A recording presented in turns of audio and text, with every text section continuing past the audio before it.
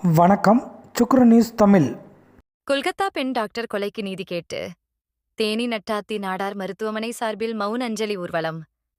தேனி நட்டாத்தி நாடார் மருத்துவமனை மற்றும் கருத்தரித்தல் மையம் இந்திய மருத்துவ சங்கம் சார்பில் கொல்கத்தா ஜி கேர் மருத்துவக் கல்லூரி பயிற்சி பெண் டாக்டர் கொலைக்கு நீதி கேட்டு மௌனஞ்சலி ஊர்வலம் தேனியில் சனிக்கிழமை அன்று நடைபெற்றது. இந்த ஊர்வலம் தேனி நட்டாத்தி நாடார் மருத்துவமனையின் செயலாளர் கமலக்கண்ணன் தலைமையில் மருத்துவமனை டாக்டர் ஜெகதீஷ் முன்னிலையில் நடந்தது. ஊர்வலத்தில் மேற்கு வங்க மாநிலம் கொல்கத்தா ஜி கேர் மருத்துவக் கல்லூரி பயிற்சி பெண் டாக்டர் பாலியல் வன்கொடுமை செய்து கொலை செய்யப்பட்டதற்கு நீதி கேட்டும், குற்றவாளிக்கு மிக கடுமையான தண்டனை வழங்க கோரியும், டாக்டர்கள் பாதுகாப்பிற்கான புதிய சட்டம் வேண்டியும் பதாகைகள் கையில் ஏந்தி கொண்டு சென்றனர்.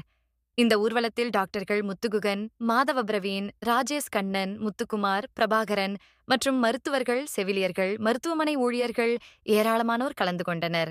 இந்நிகழ்விற்கான ஏற்பாடுகளை நட்டாத்தி நாடார் மருத்துவமனை மேலாளர் சாந்தி, நட்டாத்தி நாடார் மருத்துவமனை கருத்தரித்தல் மைய மேலாளர் எபி ஜேம்ஸ், மக்கள் தொடர்பாளர் சேக்பரீத் ஆகியோர் செய்திருந்தனர்.